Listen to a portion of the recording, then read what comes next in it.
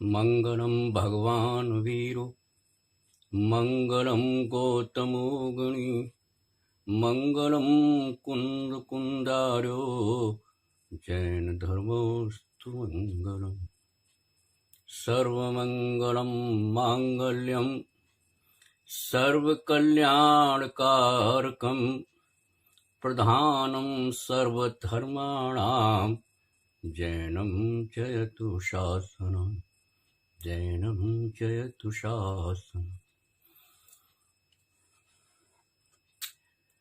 यह मंगलाचरण भगवान महावीर गौतम और कुंद कुंदाचार्य श्रुत स्कंद के धनी कुंद कुंदाचार्य उनको प्रणम्य करते हुए बोला गया है। मंगलाचरण है। इसमें कभी आप ये ख्याल रखना कि श्वेतांबर संप्रदाय में भगवान महावीर और गौतम तुझों के तो हैं, मंगलम भगवान वीरो मंगलम गौतम गणी, लेकिन वहाँ मंगलम स्थूल भद्रुजा है। स्थूल भद्र उनके आचार्य हुए हैं और श्वेतांबर संप्रदाय जैसा कि दिगंबरों से थोड़ा सा मतभेद है, इसलिए उन्होंने कुंद कुंदाचार्य को प्रणाम न करते हुए स्थूल भद्र, कोई फर्क नहीं पड़ता, दोनों ही जैन सिद्धांत के पोषक थे। और अभी अभी हाल में ही किसी ने पुष्पदंताद्वय लिखा है, वो पुष्पदंताद्वय कहते हैं।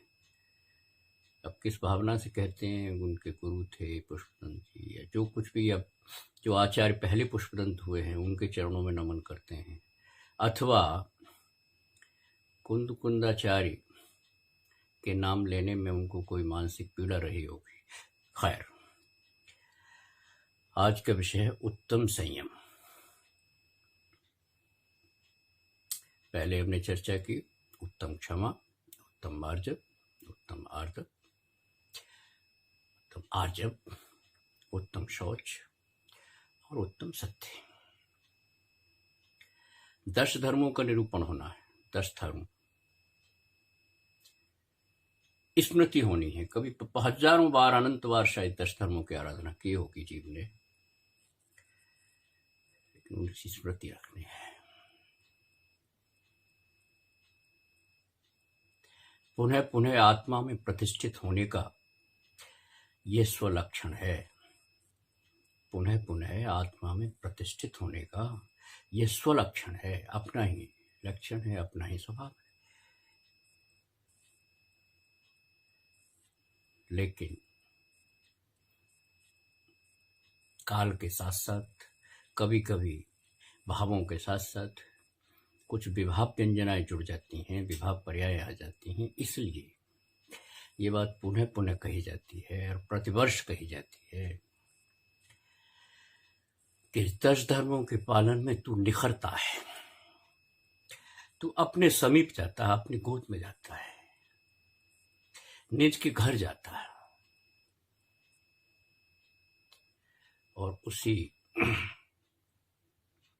श्रेणी में 6ठा धर्म है उत्तम संयम। कषायों से परिचित हो गए, अनुभूति के तौर पर भी हो गए और भाषा के तौर पर भी हो गए कि कषाय, जो कषायें हमारे प्रथम जो 4 धर्म कहे गए उनको बाधित करती हैं, उसमें बाधा पैदा करती है, वो क्रोध मान माया लोग, उसकी जिक्र हो गया और वो विश्लेषण भी कर लिया कि वो कितने अनंतानुबंधी है, प्रत्याख्यान है, संजुलन है। पुनः पुनः पाठ दोहराने की एक आदत सी है, इसलिए बता रहा हूं। और उत्तम सत्य के आगोश में भी हम बैठ गए और उसमें भी हमने कहा कि सत्यबद्ध ये ठीक है, सत्य वचन ये भी ठीक है, सत्य प्रतिबद्धता ये भी ठीक है, लेकिन उत्तम सत्य केवल आत्मा की स्वीकृति है, आत्मा की स्वीकृति है। दूसरे के खजाने की हम क्या बात करें, हम अपने खजाने की बात करेंगे जो मेरे पास है, जो स्वाभाविक है। जिसमें कुछ करना नहीं पड़ता, न कुछ लेने न कुछ देने, केवल स्वभाव की ओर उन्मुख होना है, अपने स्वरूप के आचरण की तरफ जाना है, सिर्फ इतना है। तो खैर, आज का धर्म है उत्तम संयम।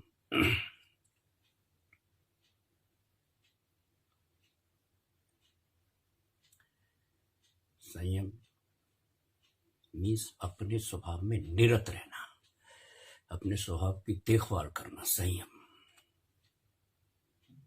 उसमें निरत रहना, उसमें तल्लीन रहना, और इसके साथ साथ उसको सुरक्षित रखना, सावधान रहना।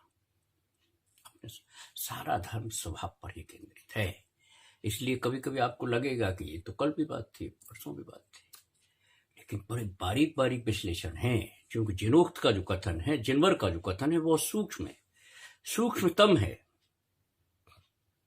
मन की अंतिम गहराइयों में आप चले जाएंगे तो भी कुछ न कुछ रह जाएगा, क्योंकि जाना मन तक नहीं है।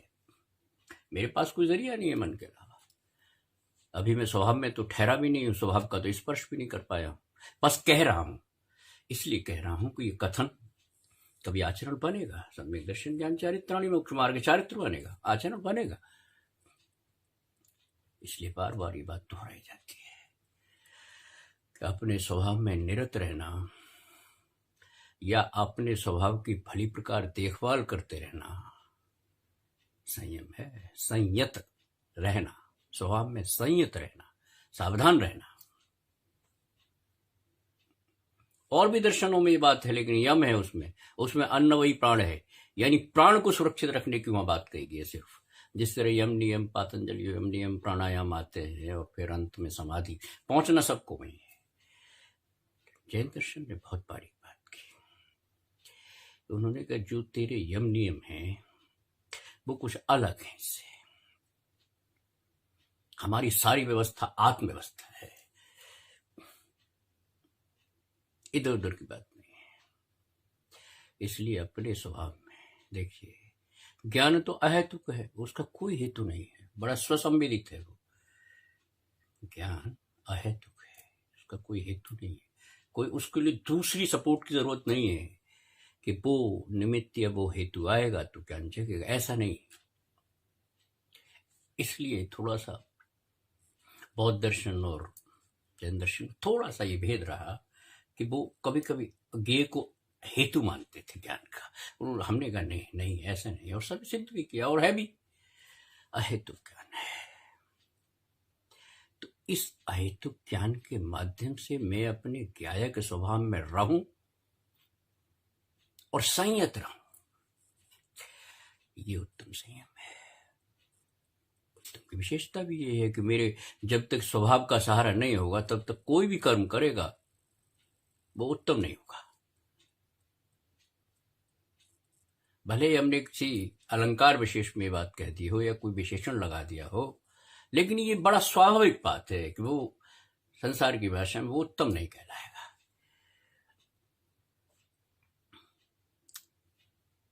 आदमी बहुत सी बात सुरक्षित रखता है अपने भलमनसाहत को लिए, अपने और चरित्र की बातों को लिए, लेकिन स्वभाव में स्थिर रहना या स्वभाव में निरत रहना, यह है उत्तम संयम की व्याख्या, उत्तम संयम की परिभाषा। अब उन्होंने भेद की दृष्टि से कहा कि उत्तम संयम 2 प्रकार का होता है। इसमें जाना मत, आपको रटना मत इसको, लेकिन मर्म समझना कि उत्तम संयम के उन्होंने कहा प्राणी संयम,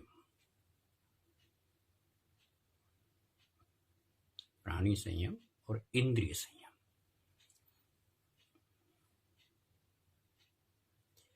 कोई भी त्रस स्थावर शट का जीव,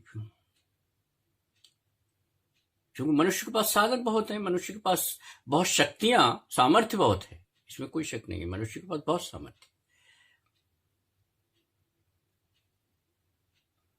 सब जीवों में आत्मा है, लेकिन जो सामर्थ्य है उसको प्रकट करने की जो सामर्थ्य है वो मनुष्य में अद्भुत है, अद्भुत है। और जो जिनवर के चरणों में है उसमें तो अद्भुत है ही, इसमें कोई शक नहीं है। जो जिनवाणी के चरणों में बैठा हुआ है अद्भुत है। तो एक सावधानी और बताई गई, उन्होंने कहा प्राणी संयम। इस कायनात में जो षटका जीवों की तरस हों या स्थावर हों, कहीं भी उसमें भी संयम रखना, उनकी विराधना न हो। एक मायने में मैं हिंसा की बात नहीं, उनकी अवज्ञा न हो प्राणी जगत की। तेरे दायित्व भी है।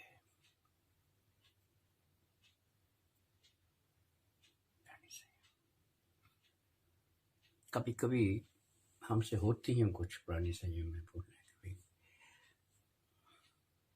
ये प्राण संयम नहीं है, ये ख्याल रखना, प्राणी संयम है।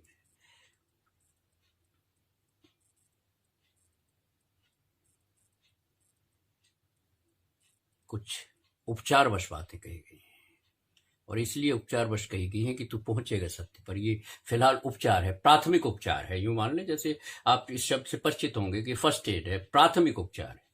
तो उपचार की दृष्टि से कहा कि प्राणी संयम रखना, भावना में विशुद्धता आएगी, निर्मलता आएगी। और अगर दूसरे अर्थों में कहें तो एक बात और है कि तू भी इस जगत से गुजरा है,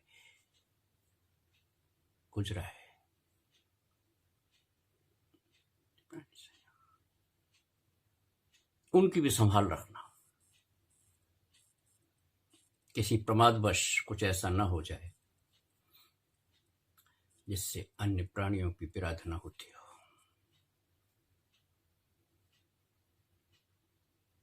प्राणी संयम का। लेकिन कई बार हम कुछ गलत भी समझ बैठते हैं। होता है, हमारे दैनंदिन जीवन में होता है, कुछ गलत समझ बैठते हैं और बड़ी स्थूल ऊपर ऊपर की बातों में हम ये मान बैठते हैं कि हो गया संयम। जैसे कि भाई प्राणी संयम है ना, तो एक पंचकल्याणक हुआ था हाल ही में जयपुर में। अच्छा पंचकल्याण था।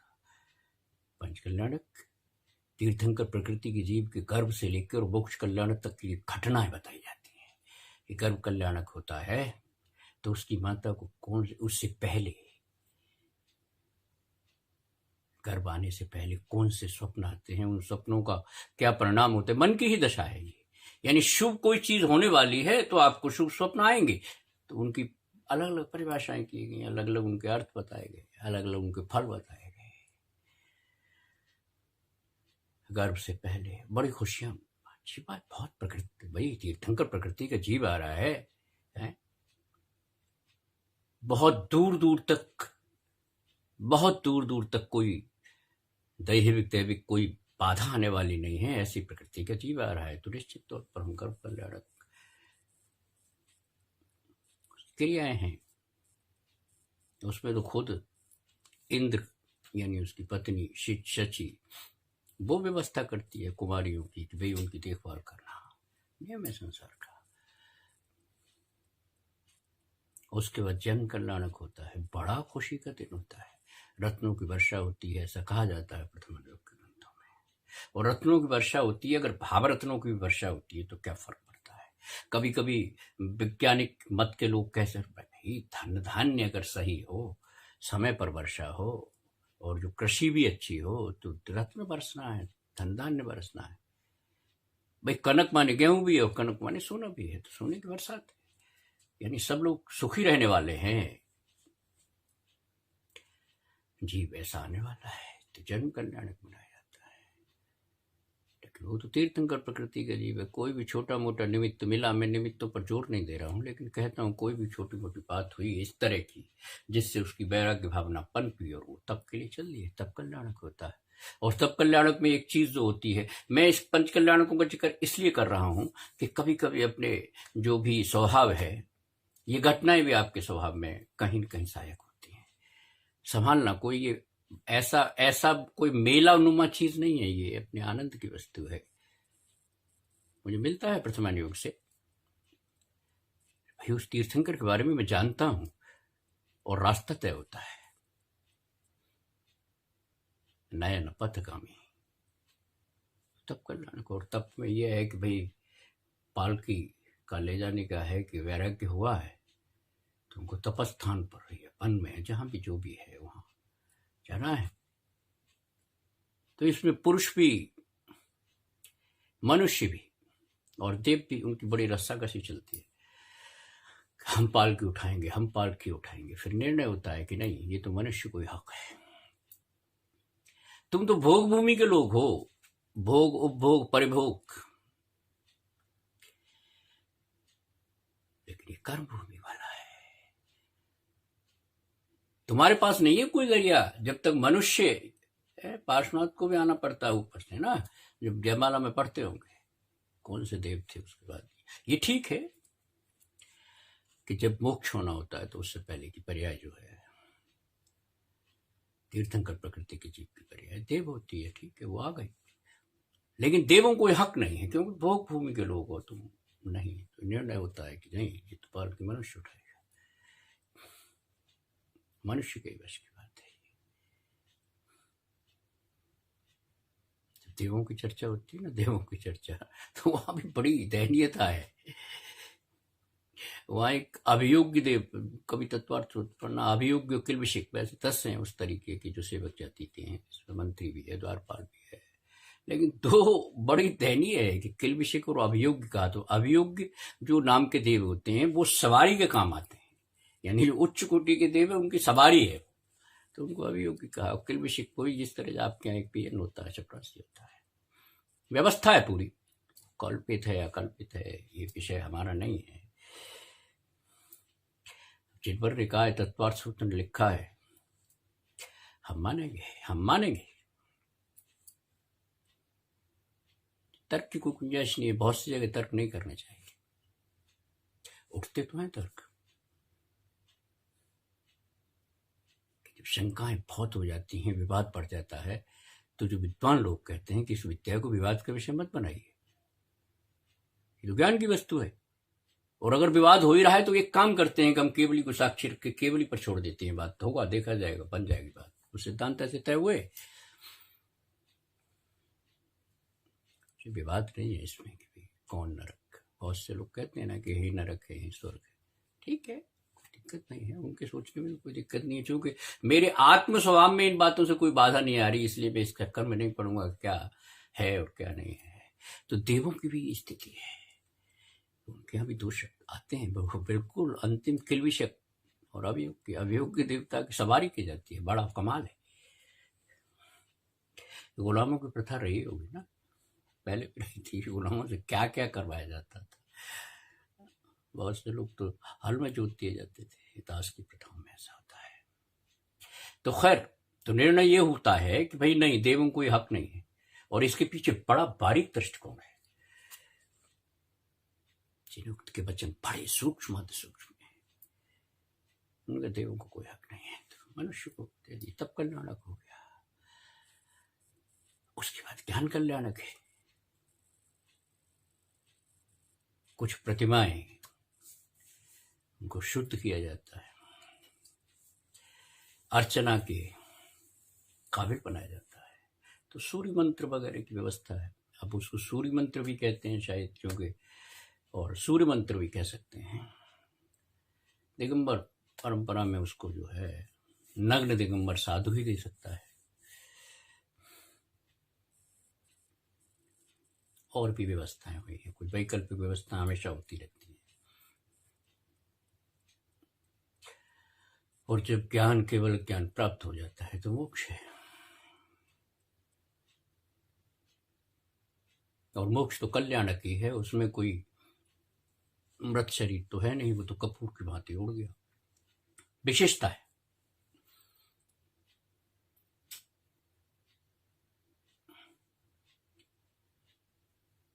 खैर, इन कल्याणकों की बड़ी विशेषता है। अगर आत्मिक दृष्टि से, आध्यात्मिक दृष्टि से उनकी व्याख्या की जाए तो कल्याणक है। वो हमेशा आपके भावों में निरंतर शुद्धि लाते हैं। और ये पथ दिखाते हैं कि देखो, नरसिंह बोस ने कहा, दौलतराम जी ने, मुझे तो अच्छा लगता है, सकल गे गायक तदपि निजानंद रसलीन, सो जिनेन्द्र जयवंत हो आर्य रज रहस विहीन। क्या है आर्य और क्या है रज और क्या है रहस्य, उस वक्त ये आता है यद्यपि ये धवला के शब्द हैं, धवला में नेचुरल है कि दौलतराम जी ने धवला पढ़ी होगी। वो शब्द आर्यरज रहस्य विहीन की जो व्याख्या है वो धवला में अच्छी तरह की गई है। मोहनी कर्म है उसको आर्य बता दिया है, और जो आवरण है ज्ञानावरणी दर्शनावरणी उनको रज बताया है, और रहस्य अंतराय कर्म में बताया है। रहस्य शब्द है, लेकिन आर्यरज से लगता है कि रहस्य का रहस्य ही बन सकता है, वो खड़ी बोली है, उसका शुद्ध रूप से हिंदी में बन सकता है रहस्य। तो उन्होंने कहा आर्य रज रहस्य विहीन।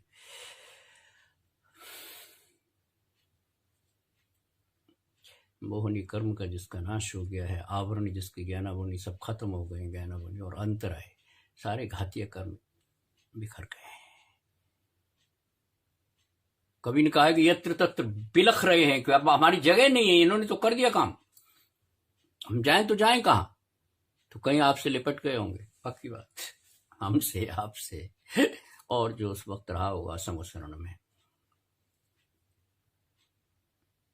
ये परगणाएं तो व्याप्त है ना, प्यारा शब्द है परगना, मुझे लगता नहीं है किसी और फिलॉसफी में इस तरह का कोई शब्द है। पुद्गल की सूक्ष्म स्थिति है, सूक्ष्म स्थिति, लेकिन वो रूक्ष है, रूखा है। कभी कभी बातें आ जाती हैं कर्म की भी, तो हम करते हैं, और जो तेरा राग द्वेष है वो स्निग्ध चिकना है, तो बनती है कारमान परगना। भाषा परगना का भी 23 परगना है, लेकिन मुख्यतः हम इन परगनाओं की बड़ा बड़ा विचित्र शब्द है परगना। शोध के लिए अनुपम शब्द है परगना। अगर शोध किसी को करना हो तो कारमान परगना पर पूरा का पूरा शोध किया जा सकता है। अरे षटखंडागम उसी की तो प्रतिकृति है। महाबंध की जब चर्चा होती है तो आप मेरे ख्याल से इस जिंदगी में तो नहीं समझ पाएंगे। समझने का मतलब इतने शब्द दिए हैं, हर तरीके से समझाने की कोशिश की है कि ये है कारमान परगना, छोड़िए, तो वो भी हो गया। तो ऐसा ही एक पंच कल्याणक हुआ जयपुर में। मैं सिर्फ ये कहता हूँ भूल कहाँ रह जाती है कई बार, और उसमें विशेषताओं में एक बात की घोषणा हुई कि जो ये निकलते हैं ना गजरथ, ऊंट पे सवारी और घोड़ों पर सवारी, ये नहीं होगा। विशेषता बताएगी, विशेषता हो। उन्होंने विशेषता की व्याख्या भी की। क्या व्याख्या की, और बड़ी सटीक भी मालूम पड़ती है कि त्रियंच को हम कोई तकलीफ नहीं देंगे, तो अहिंसक है त्रियंच को हम। और कई बार अहिंसा करते करते ही हम कितने परिग्रही हो जाते हैं, ये बात ध्यान रखने की है, और उत्तम संयम में ये बात समाहित होती है।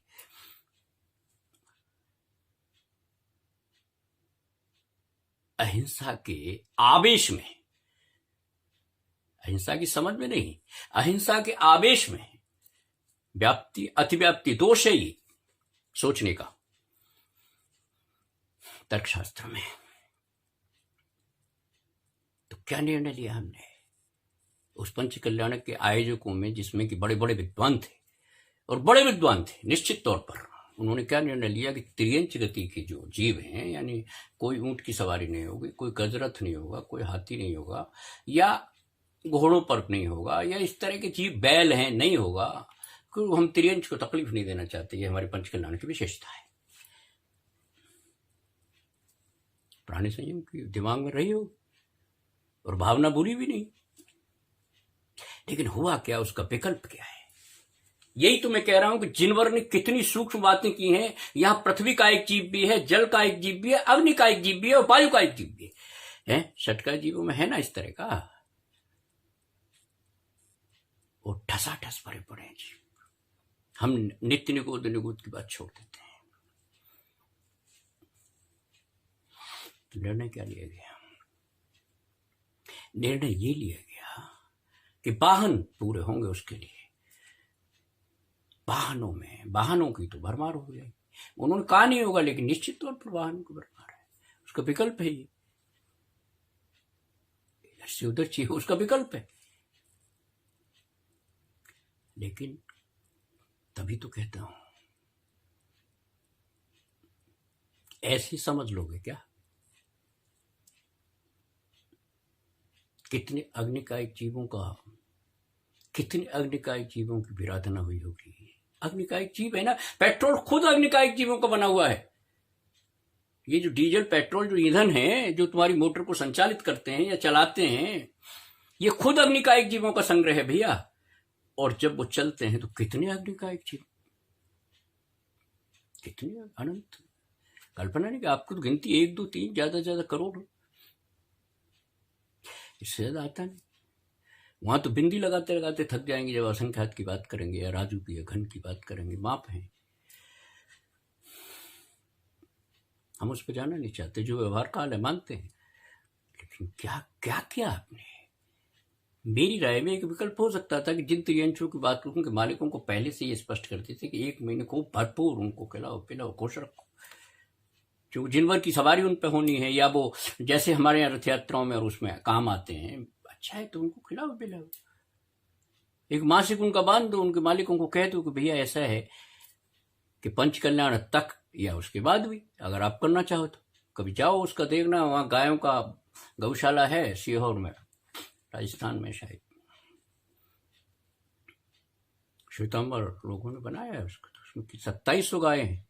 तो सबसे पहले तो उन्हें नमोकार मंत्र सुनाया जाता है ऑडियो वीडियो के माध्यम, जो आज के साधन है, तब उनको भोजन दिया जाता है। और उसके आसपास की कुछ परिधि उन्होंने बांधी हुई, शायद 50 है या 40 है।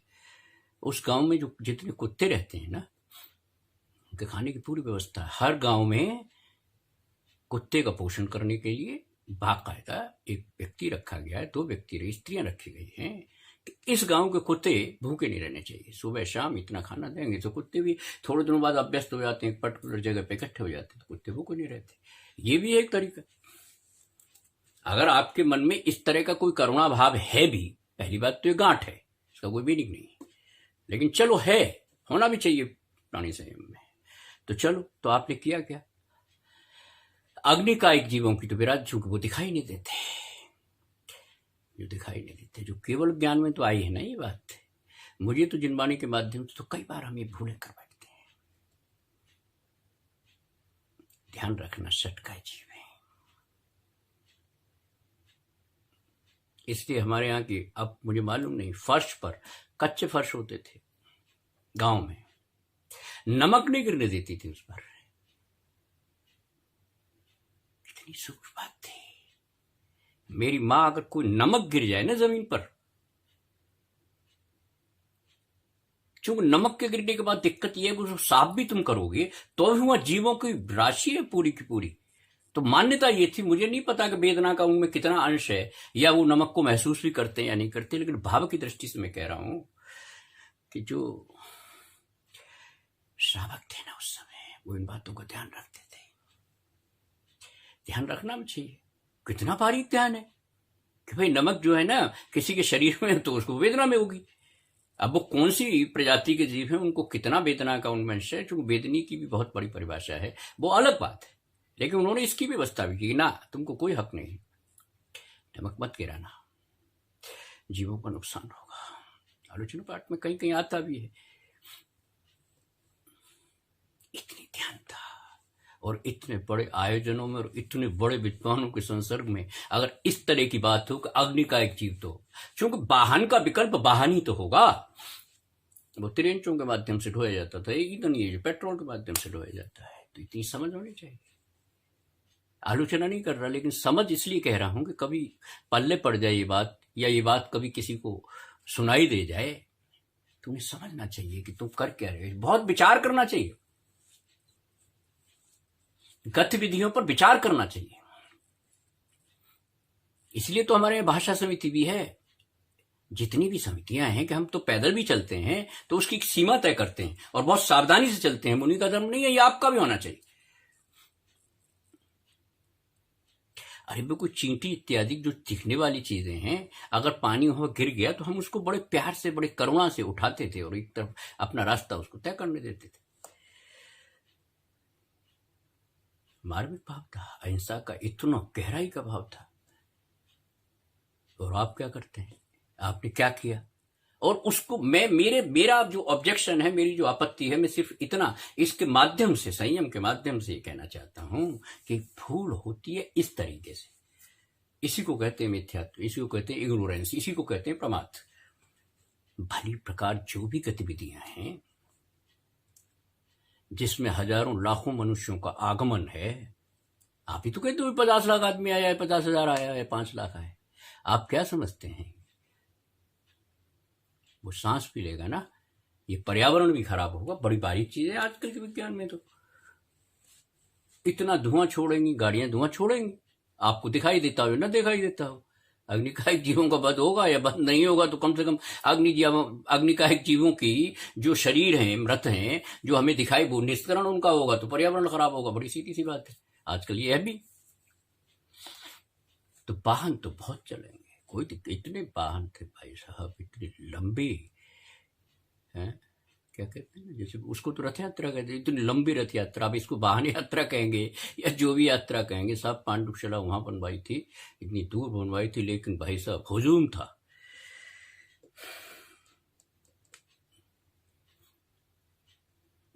बात पे मैं जोर सिर्फ इसलिए देना चाहता हूं, प्राणी संयम में समझ बहुत आवश्यक है। सबुज्झ जंतव, समझ बूझ के, हे प्राणी, हे जीव, समझ बूझ के बात करना जरूरत है। किसी ने मेरे ख्याल से तो आज तक भी नहीं सोचा होगा, शायद ये बात पहली बार मेरी मुंह से निकली होगी। बात मैं जहां तक समझता हूं, जब से पंचकल्याणक हुआ है। वाह भाई सब ने कि भाई वहां पंचकल्याणक हुआ था, एक बंबई में पंचकल्याणक हुआ था कहना। तो मैं भी लगभग वहीं बंबई रहता ही था, बंबई मेरा ऑफिस है, अभी भी है। तो मैं जाता आता रहता था और ठहरता था वहां जहां मंदिर हो। तो वहाँ एक जगह है बोरीवली में, मैं वहाँ ठहरता था, मेरे लिए परमानेंट जगह थी वहाँ। तो वहाँ पंचकल्याण होता था, विलय पार्ले में, बड़ी मशहूरी थी उसकी। 100 करोड़ रुपये लगाया उन्होंने। रुपया क्या है, धूल है, लगा दी, बात खत्म हो गई। लेकिन उस पंचकल्याण की तारीफ बड़े करते थे। बोरीवली जो वो मंदिर है, तीन मूर्ति मंदिर है शायद, तो उसमें भाई बहुत ठसाठस भरी हुई थी, पंचकल्याण का मौका था। तो उसमें जब चर्चा होती थी, बहुत अच्छा पंचकल्याण हुआ, तो मैं पूछता था, कभी कभी किसी से पूछ लिया, ये समय तो होता नहीं, लेकिन पूछ लिया कि भाई साहब क्या विशेषता थी। अरे भाई साहब, कुछ लोगों को जवाब देखिए आप, कहना भाई साहब शौचालय में भी एसी लगे हुए थे। पंचकल्याण का इसलिए अच्छा था कि शौचालय में भी एसी लगे हुए थे। मुझसे कभी लोग कहते हैं आप तो कोई खाली क्रिटिक हैं, आप आलोचना करते हैं। मैं आलोचना कहाँ कर रहा हूं, मैं तो ये कह रहा हूं कि पंचकल्याण इसलिए अच्छा था क्योंकि उसमें एसी लगे हुए थे। किसमें? शौचालय में भी। ये विशेषता थी। इसके दो प्रतिक्रियाएं हो सकती हैं, या तो वो व्यक्ति अतृप्त है किसी वजह से, अपनी विपन्नता से। विपन्नता का अर्थ केवल इतना नहीं होता है कि वो बहुत संपन्न नहीं होता, विपन्नता के कई अर्थ हैं। तो वो विपन्न है, मस्तिष्क से भी विपन्न है, जो ये कहता है, जो ये कम से कम ये तो कह दो कि जन्म कल्याण का दृश्य बड़ा अच्छा था। अच्छा, इवेंट्स तो हुए होंगे नीचे, मैं तो गया नहीं, खैर ऐसा ही कह दो कि जन्म कल्याण देखने लायक था। साक्षात प्रभु निक होले जोटा दीजो, आप में सांस आ जाते हैं। जब गांव में इस तरह की कोई भाद्रपद में कुछ इस तरह के आयोजन होते थे, और जब वो स्त्रियां मिलके गाती थी, निक होले झोटा दीजो महावीरा झूले पालना, कितना वात्सल्य भाव था। नींद न खुल जाए, उनके आराम में कोई दखल न पड़ जाए, ये ममत्व है। लेकिन बड़ा प्रशस्त है ये। तो किसी माध्यम से अगर आपके भावों में निर्मलता, प्रांजलता, परिष्कार आता है, अच्छी बात है, बहुत अच्छी बात है। लेकिन आता क्या है? एक विशेषता तो ये हुई कि साहब उन्होंने त्रियंच गति के जितने जीव थे, यानी 5-6, तो आप कितने जानते हो, कोई कबूतर थोड़े उड़ा रहे हैं आप। हाँ, नवा बैल था, हाथी था, भाई सब त्रियंच को तकलीफ नहीं देना चाहते। किसने कहा आपके क्या है? वो तो मैं कह रहा हूं कि त्रियंच गति का मेंढक फूल ले जाता है, मैंने अभी जिक्र किया ना कि पहले उनको नमोकार मंत्र सुनाया जाता है और कभी कभी वो तल्लीनता के साथ शायद इसलिए वो कंडीशनड हो गई होंगी कि भाई ये जो ध्वनि है जिसको वो नहीं समझ पा, हो सकता है कोई जीव इस तरह का हो, तब उसके बाद खाना मिलेगा तो वो तल्लीन भी हो जाती है। तो ये तो देखने लायक बात है। आपने तो कहा कि नहीं,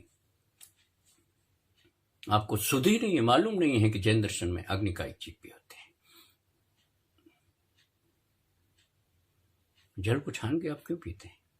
और छान के भी जो हम पीते हैं, कभी भी देख लेना, कहीं बालवा में जाना, मध्य प्रदेश में जाना या कहीं जाना, जो छन्ने लटके रहते हैं ना, महीने 2 महीने 4 महीने में चूंकि, और जो हालत हो जाती है, जो सफेद छन्ना टांगा था वो अचानक पीला हो जाता है,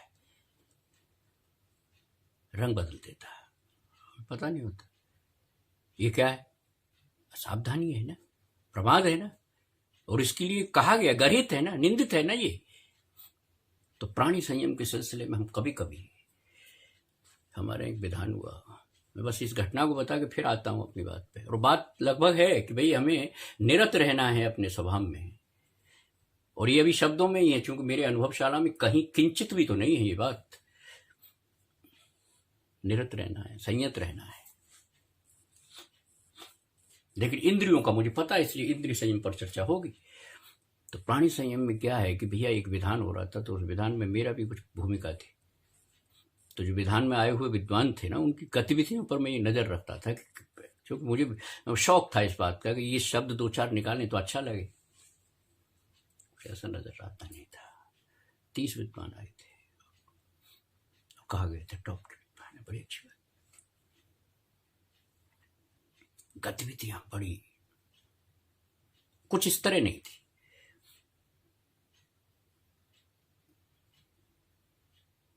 एक फिजियोथेरेपिस्ट लड़की रखती थी वहां पर, वो हमारे कोई जैन समाज के अच्छे साधर्मी बंधु थे। लड़की फिजियोथेरेपी कर रही थी, तो वो उसको भी रख दिया गया कि भाई कुछ बुजुर्ग लोग हैं, हो सकता है कि, तो उसका कभी मेरे पर रिएक्शन, मुझे लोग कुछ उस तरीके से जानते हैं कि जिससे बात कही जा सकती है। तो वो कहती थी बेचारी, या ना अंकल जी, वो तो आप पुद्गल की, शरीर है, इस तरह की बात आप करते हैं। ये सवाल उठता है नई पीढ़ी के, मैं इसलिए कह रहा हूँ, नई पीढ़ी के दिमाग में बात उठती है। लेकिन ये तो हर समय कहते हैं, कभी कंधे में दर्द है, कभी घुटने में दर्द है, कभी जॉइंट्स में दर्द है, बेटा ये चेक करना, वो चेक करना, कोई बात नहीं, क्योंकि हमारे तो भैया वृत्ति है ना, चलो भी सेवा वेवा कर रहे हैं, कोई बात नहीं, बहुत छोटी मोटी बातें हैं। शरीर की क्या सेवा करेगा, और कर भी लेगा तो क्या कर लेगा, सेवा तो भाव की है, चलो व्यवस्था है, कोई बात नहीं। उसकी शिकायत थी, कोई बात नहीं। मैं भी कभी कभी देखता तो एक पंडित जी थे जो रोज अपने हाथ से कपड़े धोते थे, अच्छी बात है, ये कोई साधना और तप नहीं है, और नहीं कोई ये बखान करने की बात है, लेकिन है, चलो अच्छी बात है। ये अपने अपने कपड़े तो सफेद कपड़े होते थे, तो उसमें वो नील लगाया करते थे कपड़ों में, कोई बात नहीं, ये भी कोई अच्छी बात है। कपड़ों को और चमकदार बनाना है, बैठना है ना, तो उन्होंने कभी श्रोता को और वक्ता को कुछ इस तरह होना चाहिए कि वो लगे कि भाई इस तरह की भी कोई बात है, और बड़े वर्णन किए गए हैं, कोई बात नहीं। तो वो सफेद कपड़े पहनते थे, उसमें नील लगाते थे, तो क्या करते थे, उनको कुछ बताएगा वो कि पानी को वेस्ट नहीं करना चाहिए, पानी को जमीन पर नहीं डालना चाहिए, बड़ी अच्छी बात है, जल का एक चीजों की कोई बात उनके ध्यान में रही होगी। तो वो क्या करते थे कि नील का पानी जो बचता था वो पौधों में लगा देते थे। वहाँ चूंकि स्कूल एक हमने उस पर लिया हुआ था किराए पर 18-20 दिन के लिए, छुट्टियां चल रही थी, तो वहाँ कुछ पौधे लगे हुए थे, तो जाके वो क्या करते थे, बाल्टी का पानी पौधों में देते थे। उनकी तो भावना अच्छी रही हो, उन्होंने कहा वेस्ट भी नहीं होगा और पौधों में पानी लग जाएगा। जो चीज आपकी वेस्ट थी, आपने कहा पौधों में काम आ जाएगी, श्रृंखला है ऐसी, कोई बात नहीं। लेकिन मैंने उनसे एक दिन कहा कि जो आप नील लगाते हैं इसमें केमिकल होता है, और ये पानी मुफीद नहीं है, इसके लिए पौधों के लिए पानी मुफीद नहीं। तो वो लगभग उनके चित्त में कुछ बात पैसी आई दूसरी, नहीं आप कैसे समय, ऐसा मैं तो बहुत दिनों से करता रहा हूँ, ऐसा है और वैसा है।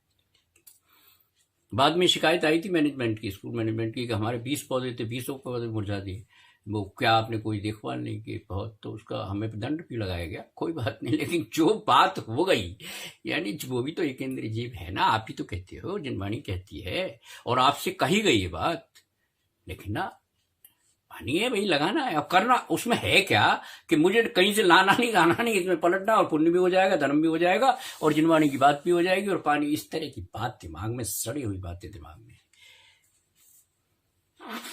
जानते नहीं, कॉम्बिनेशन नहीं जानते ना, दिक्कत ये है। अरे नील है, इस नील पर पूरा एक आंदोलन चला हिंदुस्तान में कि जिस खेती पर चंपारण के इलाके में अंग्रेजों ने कहा कि नील की खेती होगी, गांधी ने कहा नहीं होगी क्योंकि जमीन की उर्वरता खत्म हो जाएगी। ये तो पूरा आंदोलन चला है नील की खेती पर। वही नील अगर आप पौधों में डालेंगे, ये बड़ी बात है। दूसरी बात है, इसका इससे कोई रिलेशन नहीं है। मैं सिर्फ ये बताता हूं, कोई मति जो है ना, जो इस बात के लिए दी गई थी कि थोड़ा सोच समझ के, सावधानी से। ऐसा नहीं है कि चाय को चाय जहां चाय जैसे, ऐसा नहीं होता है। तो ये जड़ जो सोच है, ये जो परंपरावादी सोच है, इसमें कहीं दूर दूर तक और भी बहुत से मैं उदाहरण दे सकता हूं। मैंने बड़ा नोट किया है कि होता क्या है ये परंपराओं के नाम पर। मैंने भी कहा ना, छन्ना क्या है, छन्ना देखना कभी कभी मंदिर के आप छन्ने देखना। अरे भैया, हजारों जीवों का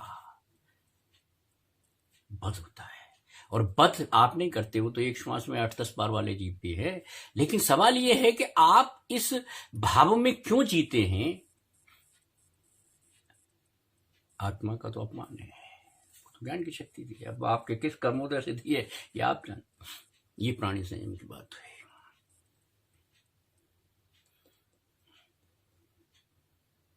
कभी कभी भूल कर बैठते हैं, हमें सावधानी रखनी चाहिए।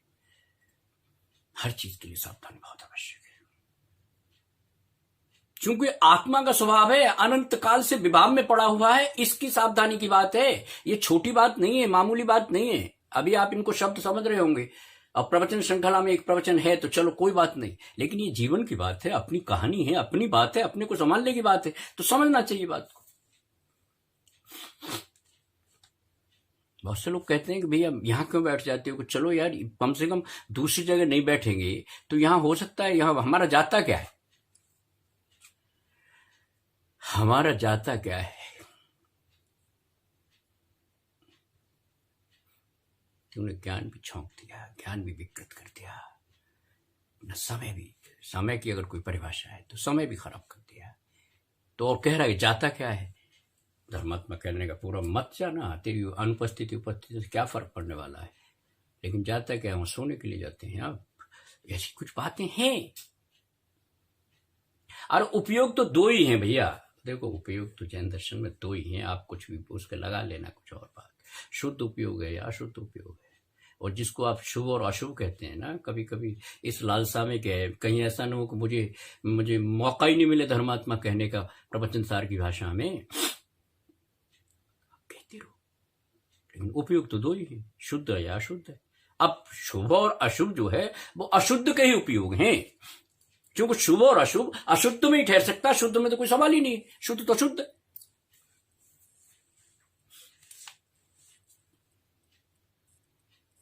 इन धर्मों के माध्यम से बहुत सी बातें आपकी समझ में आनी चाहिए। उपयोग दो ही हैं,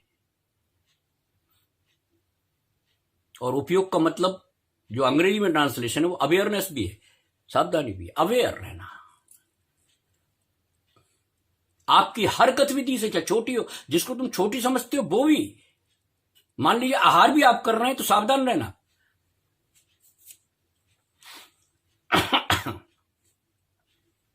इसलिए जब मुनि महाराजों का आहार होता है तो हम बड़ी व्यवस्था करते हैं, कहीं कोई जाला ना हो, कहीं कोई ऐसा जीव ना आ जाए, बहुत आहार की व्यवस्था करते हैं।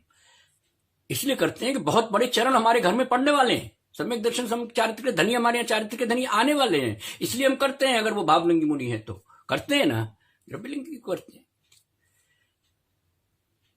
लेकिन बहुत बड़ा सौभाग्य है।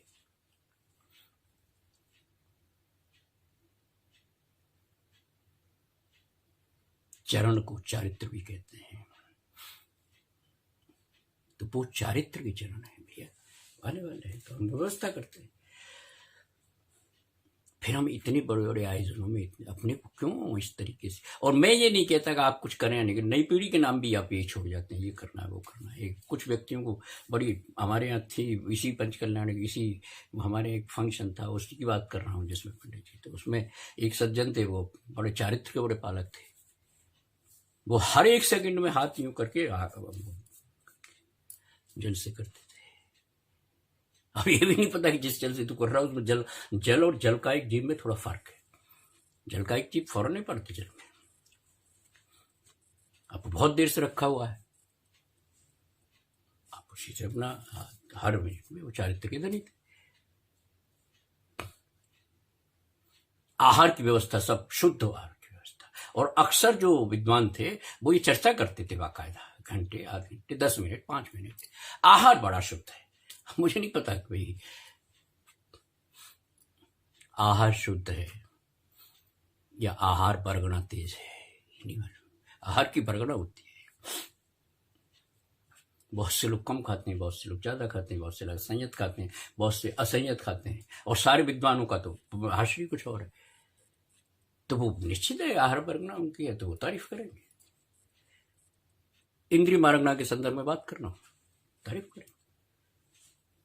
अब वो शुद्ध है अशुद्ध है ये बात तो अलग है, क्योंकि हाइजीनिक है अनहाइजीनिक है ये तो आप जानते नहीं शायद जहां तक है, लेकिन वो स्वादिष्ट रहा होगा तो रसना इंद्री से आपका संबंध है, तो आपने उसको शुद्ध कह के एक रस और ले लिया। ख्याल तो आ जाएगा, स्मृति का तो बड़ा जोर है, तो ख्याल आ जाएगा क्यों शुद्ध का, कब कहा, इसलिए कहा कि वो रसना इंद्री कहीं न कहीं उससे अभिभूत है, प्रसन्न है।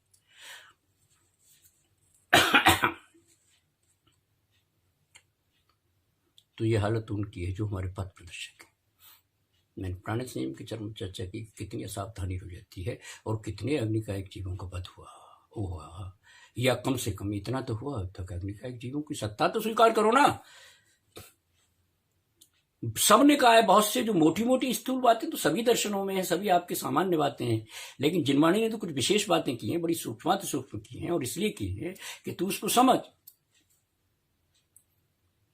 हाँ, तो गुणस्थान है पूरा सूक्ष्म, क्षीण मोह के बाद सूक्ष्म संप्रदाय है ना, संप्रदाय कषाय को ही कहते हैं। खैर,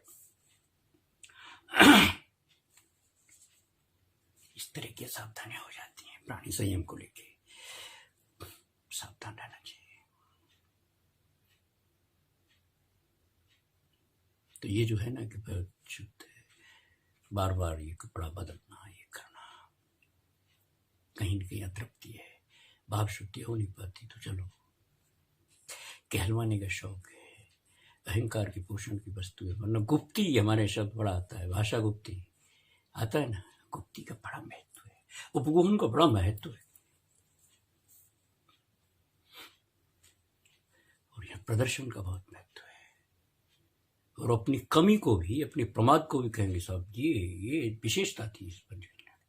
खैर, इंद्रियां 5, स्पर्श, रसना, घ्राण, चक्षु और कर्ण।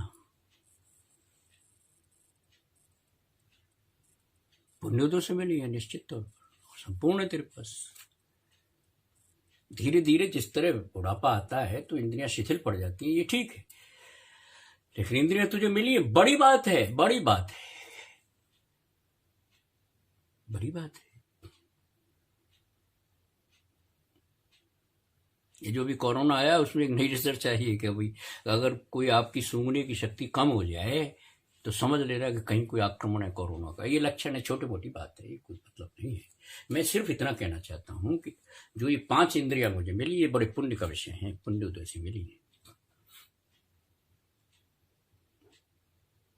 और जो ये बंद हुआ मनुष्य पर्याय का, हमने तो भाई मनुष्य की जो विशेष गतिविधियां हैं, मनुष्य जहां से गुजर, उसकी मार्गणाएं 14 मार्गणाएं, गति, इंद्रिय, काय, लेश्य, सब मार्गणाएं, 14 मार्गणाएं।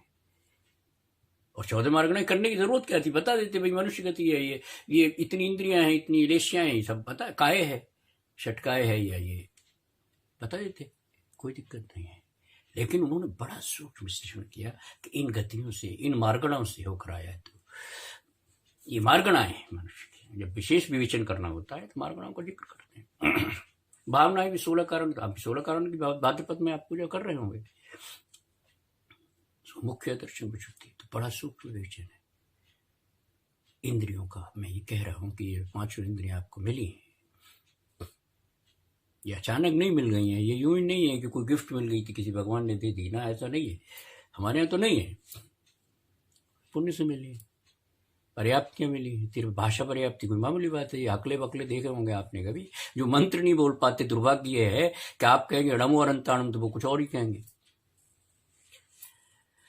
भाषा पर्याप्ति भी नहीं मिल पाती। तो तेरे पास तो संपूर्ण पर्याप्तियां हैं, जो संपूर्ण पर्याप्त चीज है उनकी बात कर रहा हूं मैं आपसे। इंद्रियों की दृष्टि से अभी मस्तिष्क पर्याप्ति नहीं है, ये बात सही है, नहीं है।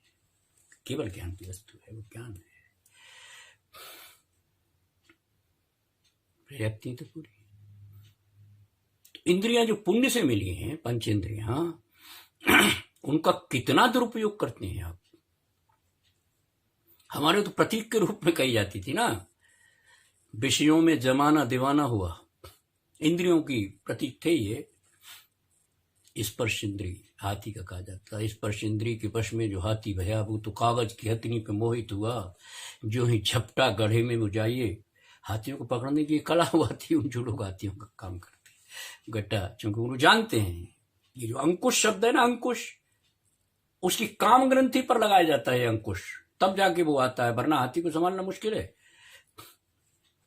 मनुष्य ने ढूंढा उसके विवेक को, धन्यवाद, साधुवाद, कि नस कहां है, नब्ज कहां है, कहां ये नियंत्रण में आएगा। तो उन्होंने एक तरकीब निकाली कि भाई वैसे तो हाथी को पकड़ना बहुत मुश्किल बात है। तरकीब निकाली कि इसमें स्पर्श इंद्री का की जो भावना है, जो काम भावना है, वो हाथी में बहुत पाई जाती है। तो उन्होंने उसको मनुष्यों ने कहा होगा, हंसी मसी कृषि, ये तमाम जो शिक्षाएं है, ये यूं ही तो पल्ले नहीं पड़ गई ना आपके। ये तेरी ज्ञान शक्ति तो थी, जिसको कोई डेवलप करने के लिए उन्होंने बताया कि भाई ऐसे है, ऐसे है, कैसे, तो कोई बात नहीं। तो एक तरकीब निकाली उन्होंने कि हाथी में काम वृत्ति बहुत होती है, इसको इसी तरीके से कंट्रोल किया जा सकता है। तो वो बांस बूंस की एक अच्छी सी कृति बनाते थे, जो लगती थी कलर वलर या उसी तरह के बांस का कलर रहा होगा, तो हाथी का चित्र बनाते थे, और उसमें एक हाथी का भी बनाते थे जो उसका पीछा कर रहा है, इस तरह बनाते थे। तो उस चित्र से काम उद्वेलित होकर हाथी आ जाता था और नीचे इकट्ठा होता था। स्पर्श इंद्री के वश में जो हाथी भया, वो तो कागज की हथनी पे, कागज कहा उन्होंने, तो बांस से कागज बनता है, लेकिन बांस की, वो तो कागज की हथनी पे मोहित हुआ। ज्यों ही झपटा गढ़े में वो जाकर गिरा। हम तो बहुत गड्ढों में गिरते हैं कागज की हथनी पर।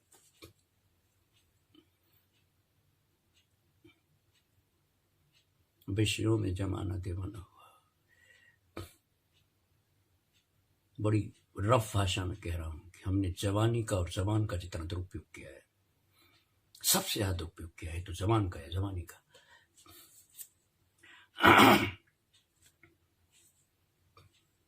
कुछ विशेष बात नहीं है। और कभी कभी तो ये है कि मैं कुछ भी किसी काबिल नहीं हूं।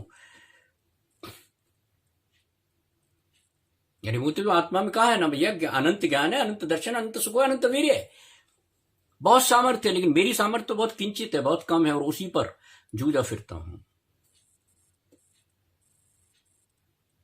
सामर्थ्य नहीं है तो भाव की दृष्टि से विकार लाता है।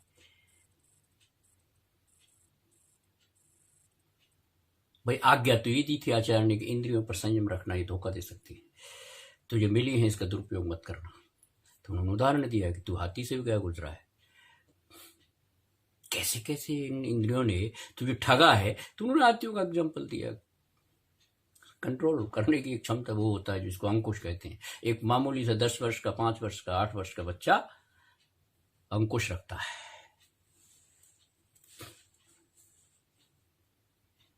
कहीं बिगड़ न जाए। बड़ा ताकतवर जीव है। स्पर्श इंद्री, रसना इंद्री का भी उदाहरण देते थे। रसना इंद्री के वश में जो मछली हुई वो तो आटे की गोली को खाने लगी, जब कांटा चुभा दुख पाने लगी, सड़ करके वहां मर जाना हुआ, विषयों में जमाना दीवाना हुआ। ये जो मछली पकड़ने वाले लोग हैं, यद्यपि ऐसे विषयों में हिंसक कोई प्रसंग नहीं आना चाहिए, लेकिन समाज की दुर्दशा है। मछली को जानते हैं कि वो मछली रसना इंद्री की, तभी तो कहते हैं पानी में भी नहीं, जब कुछ नहीं मिलता रसना इंद्री के बड़े गुलाम है। ऐसा जो मानस शास्त्री है या जो जीव विज्ञानी है वो जानते हैं, वो समझ गए हैं, खोज हुई है। तो रसना इंद्री के वश में तो आटे की गोलियां फेंक देते हैं, उसमें हल्का सा कांटा ऊपर से होता है, मछली पकड़ने वाले मछली पकड़ लेते हैं। फिर क्या होता है वो अलग कहानी।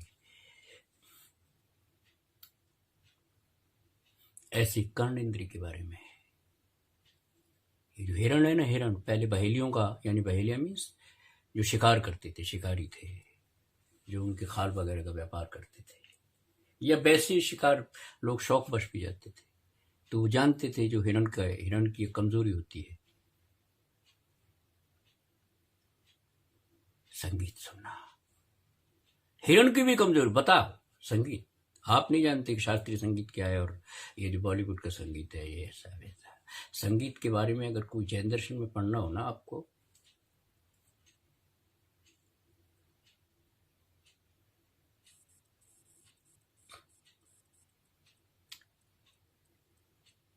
बहुत लिखा है, और खासतौर से श्वेतांबर ग्रंथों तो बहुत लिखा है। नंदी सूत्र है एक श्वेतांबर ग्रंथ, यद्यपि वो मान्य नहीं है बहुत ज्यादा, हमारे यहाँ तो नहीं है उस तरह की मान्यता, लेकिन नंदी सूत्र में कभी पढ़ना आप, कितने वाद्य यंत्रों का और कितने रागों का और कितने गीतों का कितना वर्णन है। राजू की किए है, वैश्य से किए है। ये जो आप करते हैं ना कि भाई ये संगीत नहीं है भैया, बड़ी रिसर्च हुई है। तो वो वीणा सुनने का, संगीत में वीणा जो होती है उसको सुनने का, संगीत सुनने का शौक उसको कुछ है, वो व्यसन है, या वो उसमें मस्त हो जाता है। ये जानता है मानस, मनुष्य ने तो सब पर कंट्रोल किया है, तो वो जानता है कि इसकी प्रति ये है। तो जो बहेलिया थे वो वीणा लेके जाया करते, तो वीणा बजाते थे।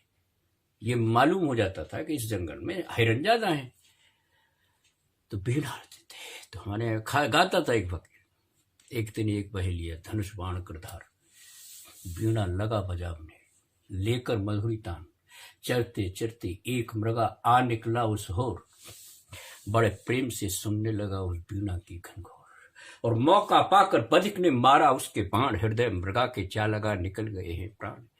और फिर मृगा के हृदय से आवाज आती है। ऐसा भजन प्रस्तुत करते थे।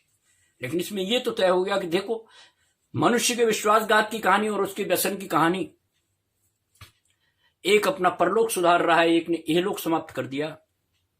व्यसनों की ये स्थिति है। तो कर्ण इंद्री के गुलामों के बारे में चर्चा की गई। हिरण की जान भी दे बैठा, और जान भी तीर से दे बैठा। भाई काल मृत्यु आ जाए बड़ी अच्छी बात है। वो फकीर गाया करता था कभी कभी कि भाई सुन ले, जो कुछ हो गया वो तो हो ही गया। हृदय से उसकी आवाज आई। वैष्णव गाना था, वैष्णव भजन है ये, मान लीजिए। तो प्रतीकात्मक रूप में वो गाता था फकीर। उसने कहा कि वो वहां से आवाज आई उसके हृदय से, और उसने कहा जो कुछ हो गया वो तो हो ही गया। तू एक काम करेगा कि मेरी जो खाल है इस पे बैठ के प्रभु का नाम लेना। उस वक्त छाल बैठाते थे, छाल ही एक मात्र पृथ्वी पर जाके कंटक न होता था वैष्णव उसमें। हमारे यहाँ तो नहीं है उस तरह का, लेकिन उदाहरण है, प्रतीक मात्र उदाहरण कभी कभी आपकी भावना को झकझोर देती।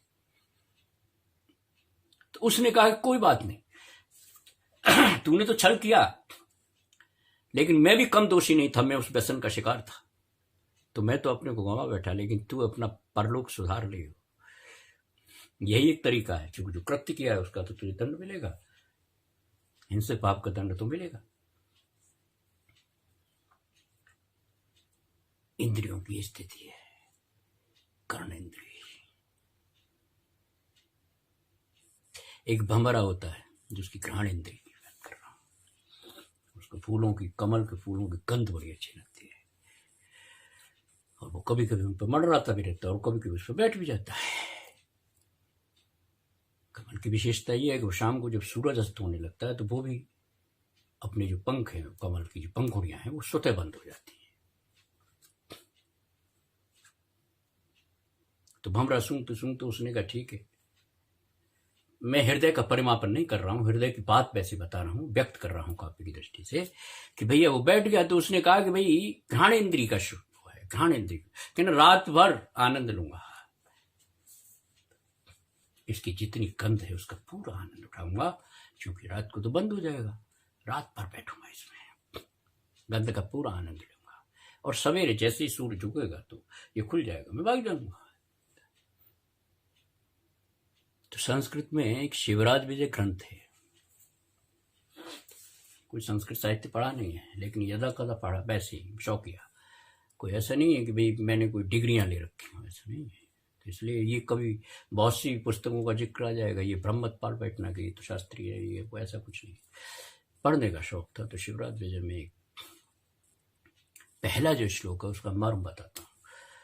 उसका मर्म ये है कि भौरा तो ये सोच रहा था कि पंखुड़ी बंद होगी, तब तक मैं गंध का आनंद लूंगा। घ्राण इंद्रिय की चर्चा चल रही है, ध्यान रखना आप, इंद्रियों की चर्चा चल रही है, इंद्रिय संयम की बात है कि इंद्रियों को किस तरह संभालना चाहिए, कौन सी इंद्रिय हमें क्या तकलीफ, पूरे जीवन को लील जाएगी, निगल जाएगी इंद्रियों का, अगर आपने इस तरह इंद्रियों की।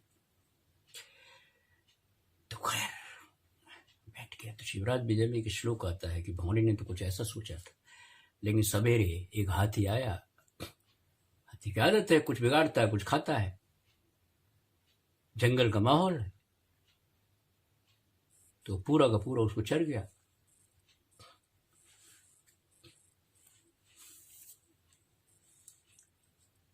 ऐसा होता है। तो घ्राणेन्द्रिय के वश में होके, ऐसा वर्णन है, पहले प्रतीक है ये, भौरे ने अपनी जान बता दी। इसी तरह चक्षुन्द्रिय की बात में बात आती है।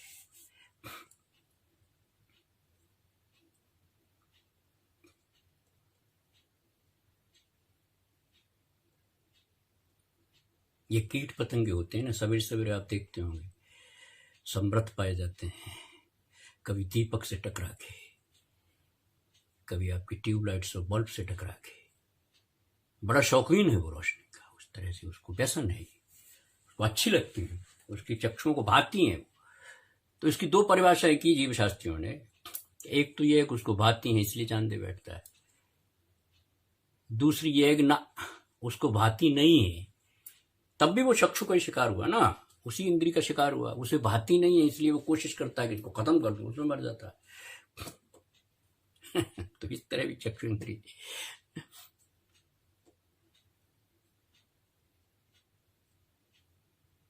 खुली है तो खराब है अगर गलत भाव है, और बंद है तो भी खराब है अगर गलत भाव है। अगर आंख बंद करके आर्त भाव है, रौद्र भाव है, तो भी गलत। आंख बंद करके कोई ध्यान ही थोड़ी लगता है, आंख बंद करके तो बोला भगत शिकार भी करता है। तो खैर ये चक्षु इंद्रिय की बात है। तो स्पर्श, रचना, घ्राण, कर्ण और चक्षु, ये इंद्रियां हमें इसलिए मिली थी। कुत्ते में सबसे ज्यादा सूंघने की पावर होती है, लेकिन उसका उपयोग कौन करता है? कुत्तों में पता है डीएसपी भी होते हैं, पुलिस वाले करते हैं, जो कहीं कोई अपराध का पता करना है तो उसकी गंध सूंघते सूंघ बहुत दूर तक चला जाता है।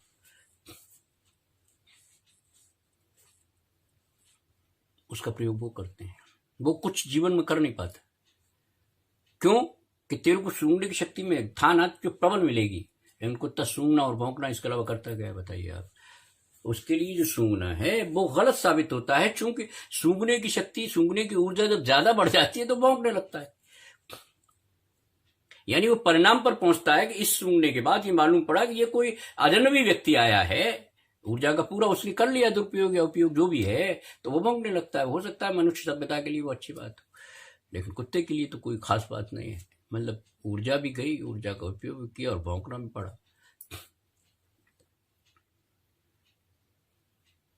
तो उपयोग तो कोई और ही करता है। तो ये जो 5 इंद्रियां हैं ये बहुत मुश्किल से प्राप्त हुई हैं, और ये कहने की बात नहीं है, कभी अनुभव कर लेना। कभी अनुभव कर लेना कि रात के अंधेरे में आपको कभी बाई जावे कम दिखाई देता है और आप टटोलने लग जाएं और गिर जाएं, तो समझ में आ जाएगा कि चक्षु क्या है।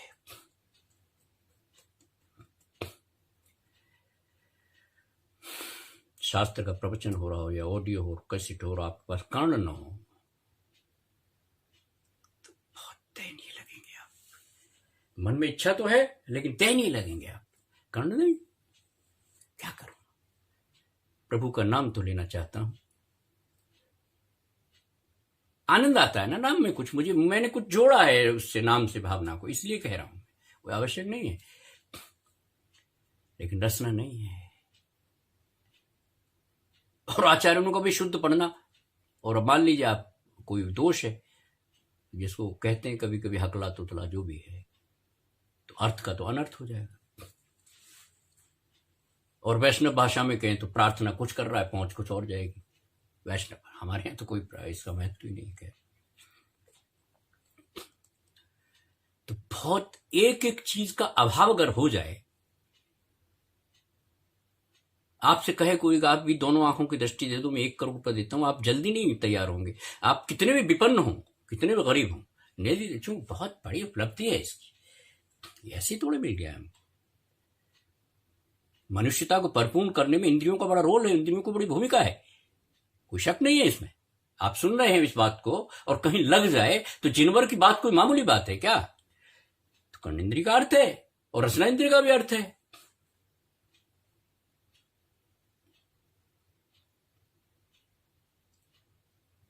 गंध का भी अर्थ है,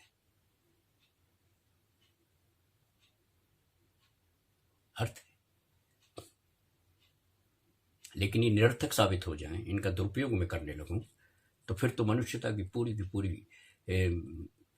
इस गति पर, मनुष्य गति पर, पूरी की पूरी मनुष्य गति पर एक शर्म का आरोप है।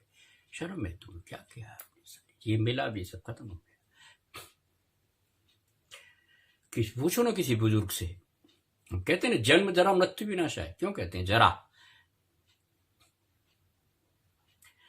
बुढ़ापा बहुत खराब होता है, ऐसे कहते हैं ना। जो शिथिल होती गई इंद्रियां, तो शिथिल इंद्रियां मेरे असाता कर्म का ही तो हक मानते हैं ना। साता तो उसे नहीं मानते, असाता मानते। क्यों मानते हैं? कि मैं साता से वंचित रह गया, इसलिए मानते। इंद्रियों का बड़ा अर्थ है। तो उन्होंने इंद्रिय संयम का यह अर्थ नहीं किया कि इसका उपयोग आप सही मत करना, शुद्ध मत करना, ऐसा नहीं कहा। उन्होंने कहा इसका दुरुपयोग मत करना, अशुद्ध उपयोग में जाके अशुभ उपयोग में मत लाना, बस इतना है। जो उपलब्धि वो है। क्या बताइए, तीर्थंकर जो हुआ है, क्या उसकी पूरी इंद्रियां नहीं है? हमसे ज्यादा ताकतवर है, शक्ति ज्यादा है, लेकिन इंद्रियां है ना, उनका इंद्रियों का अर्थ भी है। कैसे मिलता? अगर हमारे पास कर्ण होते या गौतम गर्दन के पास कर्ण होते तो दिव्य ध्वनि का आस्वादन जो मैं ले रहा हूं अपनी 5 इंद्रियों से, कैसे मिलता? इंद्रिय अपने आप में बड़ी चीज है, पंचेंद्रिय होना बहुत अच्छी चीज है। और उसके साथ तो मन भी जुड़ा हुआ है मेरे साथ। तो मन को किंचित दर्शनो इंद्रिय माना है, किसी ने नहीं माना। और हमने भी कुछ ऐसी बात की है, कभी मन पर चर्चा ना हो, लेकिन मन है, चूंकि मेरी अनुभूति में है, तो वो कौन इंद्रिय में आएगा नहीं, इसमें बहस की बात भी क्या है। मैं तो उसको निरंतर अनुभव कर रहा हूं, बात खत्म। तो मुझे 5 इंद्रियां मिली और मन मिला है, लेकिन एक बात से खबरदार किया जनवर ने कि इनका संयम रखना, वरना जो सुख जो साता इनसे मिल सकती है वो असाता में तब्दील हो जाएगी, और शायद तू ये नहीं चाहेगा और चाहना भी नहीं चाहिए।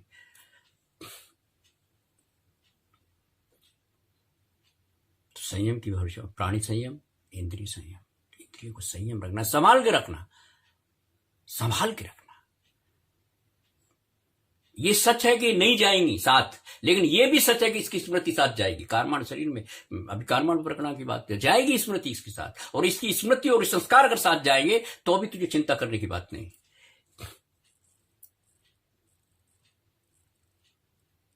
तेरे अंश में भी सम्यक दर्शन, बड़ी बारीक बात है। चूंकि स्मृति, अशोक कुमार का काम क्या है? उनकी स्मृति को जगाना ही तो है।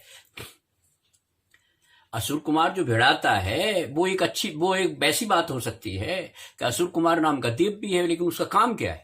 कलह पैदा करना, क्लेश पैदा करना, और तो कुछ है नहीं। इसलिए न रखे हो, क्योंकि वो तमाम आपकी स्मृतियों को, ये जीव जो है इससे तेरा ये झगड़ाता है, जीव ऐसा एक काम है ना उसके पास बहुत से कामों में। इसलिए असुर कुमार स्मृति जिंदा रहेगी। मैंने रचना से कितने पाठ, कितने अनुवाद, कितनी बातें की थी, और उसके माध्यम से, मन के माध्यम से मैं अपने स्वभाव में तिष्ठित हुआ था। ये है, मैंने सुना था कभी कभी अच्छी बातें, और उनके माध्यम से मैंने अपने स्वभाव की तलाश भी की थी। और अपने स्वभाव की तलाश तो करनी नहीं थी, तलाश सिर्फ ये थी कि मेरे से ही कहीं खो गया था, मैंने उसको जारी रखा इंद्रियों के माध्यम से, मन के माध्यम से। तो जो लोग कहते हैं ना भाई, वो उसकी बात करते हैं कि तूने उसका अशुभ उपयोग किया है। और कभी कभी शुभ और अशुभ के बीच में भी दिक्कत है। जिसको तू शुभ समझ रहा है वो वस्तुतः आत्मानुकूल नहीं है, परिणाम अशुभ ही निकलने वाला है।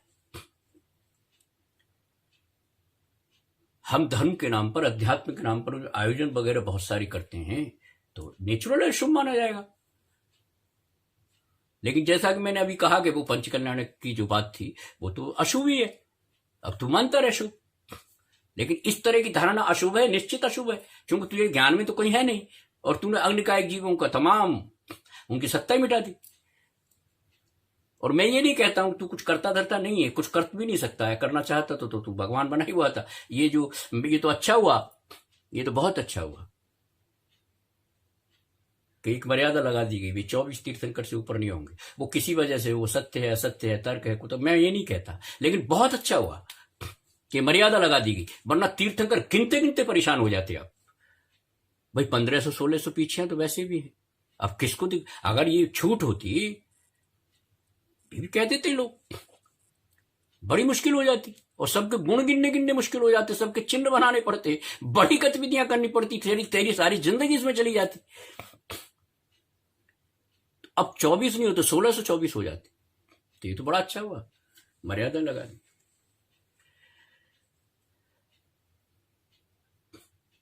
आपकी ईर्षणा से परिचित रहे होंगे वो लोग जो नीति नियामक थे। आगम का कोई विरोध नहीं कर रहा हूं मैं, करने की बात भी नहीं है। क्यों करूंगा आगम का विरोध? कोई मतलब नहीं है। कहना भाई 24 तीर्थंकर तो आगम ने कहा, मैं कह रहा हूं ये बड़ा अच्छा हुआ। नहीं तो आज 1624, 1625 और भी हो जाते। तीर्थंकर बनना है ना, और भी हो जाते। सुशील मुनि जी हुए हैं श्वेतांबर, मैं 1 साल उनके पास रहा हूं, और पास रहा हूं तक मतलब ये नहीं है कि मैंने कोई उनकी बात में रहा हूं, क्योंकि कुछ व्यवस्था ऐसी थी, काम करता था। बहुत से साधर्मी बंधु आते थे और वो कहते थे तो 25वें तीर्थंकर, और बहुत से मानते थे। और सुशील मुनि ने कभी उसका वो नहीं किया, भाई ऐसी बात मत करो, गलत है, ये आगम के खिलाफ है। मैं यही देख रहा था एक फंक्शन में, एक सज्जन कहते कहते कह गए कि ये जब पंडित जी विद्वान आते हैं तो ऐसा लगता है जैसे समोसरण रच रहा हो। आदमी का कुछ पता ही नहीं क्या बोल रहा है। मैंने आपत्ति की उस पर, उस वक्त की गलत बात।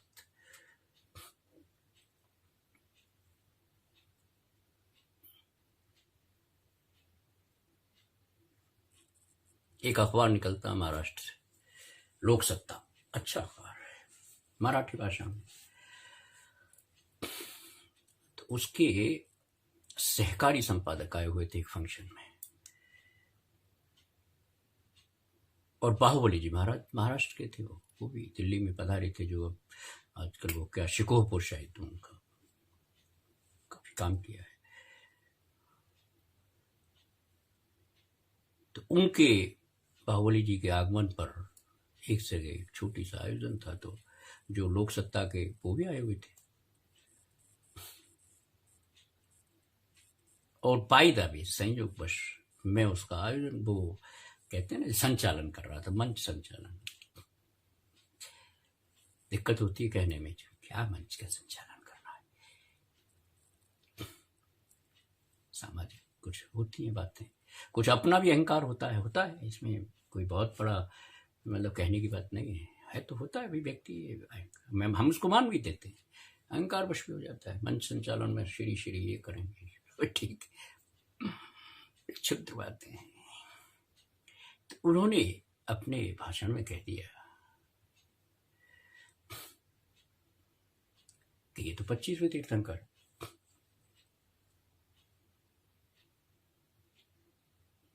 मंच संचालन तो मैं कर रहा था, वो बैठ के, कोई बात नहीं, बीच में बोलना भी ठीक है, लेकिन मैंने ये बात मंच पर उठाई, आप इतने भाव विभोर हो गए, कोई किसी तरह की उनको क्या कहना है, बड़े लोग हैं, भूल में कह बैठे होंगे, करुणावश कुछ भावनावश कह बैठे होंगे, कोई दिक्कत नहीं था, लेकिन मैंने कहा ऐसा कहना भी गलत है, और एक लंबा भाषण दिया, लंबी बात की, आगमों की बात करते हैं ना आप, लंबी प्रथमान योग से लेकर तीर्थंकर प्रकृति का जीव कैसे होता है, ये बात की, ये मामूली बात नहीं है, आपने कह कैसे दी, कुछ ऐसी बात हो गई, मैं आपको बताऊंगा, वो जो कि आंखों से आंसू टप होने लगे, और आंखों के आंसू गिरना ही इस बात का मतलब है कि उन्होंने प्रायश्चित कर लिया, गलत बात मत करो ना, गलत का मतलब आगमन को बात मत करो ना, और कम से कम तार्किक बात भी ये नहीं जमती है कि जब तुम कहते हो कि तीर्थंकर, अरे मारीच का जीव भगवान महावीर, कितना कितना समय लग गया भाई, ऐसे हो जाता है क्या, आपकी भावनाओं की वस्तु है क्या ये, और आपकी नितांत भावना है ना, वो तो कोई सामूहिक भावना तो है नहीं, कोई तर्क नहीं ठहर रहा, कोई प्रमाण नहीं है, कोई ग्रंथ नहीं है, कोई शास्त्र नहीं है, आपके पास सब कुछ है, तो फिर इस आधार पे बात करो ना, कोई बात नहीं, ठीक, उनकी चिट्ठी आई, बात मेरे पास सुरक्षित है, बात में वहां से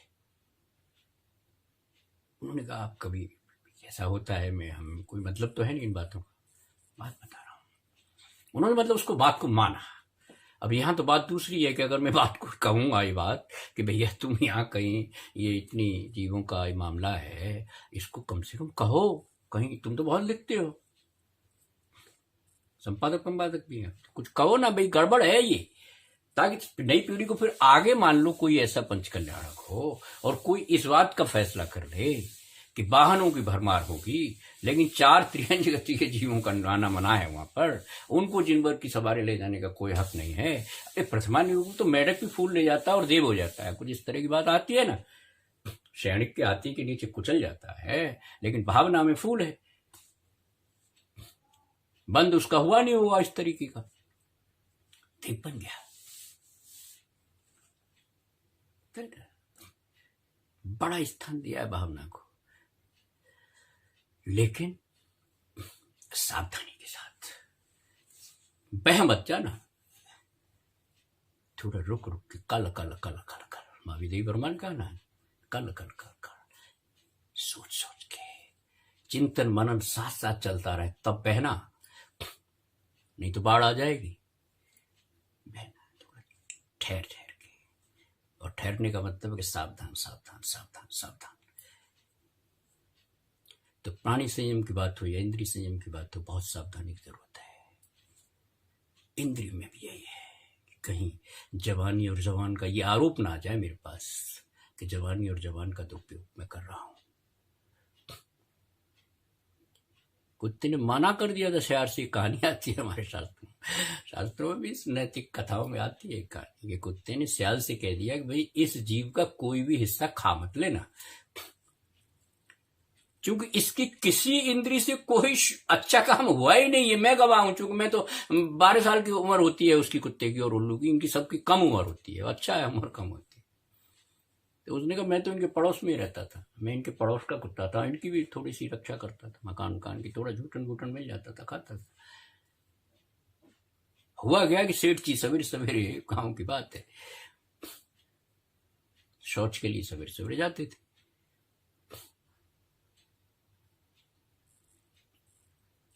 तो कहीं उन्होंने सांप बाप ने काट खाया उनको, निश्चित है कि सांप का काटा, और सांप भी बेस्तर का काटा, बहुत विष पैदा हो रहा है,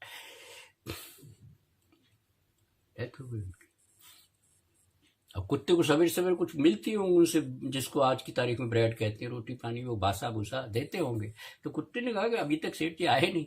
सोचा कुत्ते ने, सुनने की तो शक्ति उसकी बहुत होती है। उसने कहा 6 बज गए, 7 बज गए, 8 बज गए, ये सेठ मुझे सवेरे सवेरे बासा कुसा खाना देता था और मैं इसके पैरों को चाटता था, ये उसको सब याद था। लेकिन ये भी जानता था कि सेठ मनुष्य नहीं है, ये बासा कुसा 3 दिन का 4 दिन मैं भी खा लेता हूँ। आहार वर्गनाएं कुछ ऐसी हैं जिसको आप विकृत कहती हो, उसकी आहार वर्गना में पर्याप्ति है, वो खा लेता है, कोई बात नहीं। तो वो सूंघते सांगते चला गया। और शौच के लिए कोई बहुत ज्यादा दूर तो जाते नहीं है भाई, गांव से बाहर कोई खेत वेत में चले गए तुम, आप खड़े हैं तो वहां सियार आ गया, एक सियार, और कई परिवार के साथ आ गया। तो उसकी जो उनकी मृत शरीर था, जिसको लाश करते हैं, उसका खींचने तोड़ने आने लगा। कुत्ता पहुंचा सूंघते सूंघते, उसको मालूम, देखते देखते गया था, मालूम पड़ा ये पड़ा है।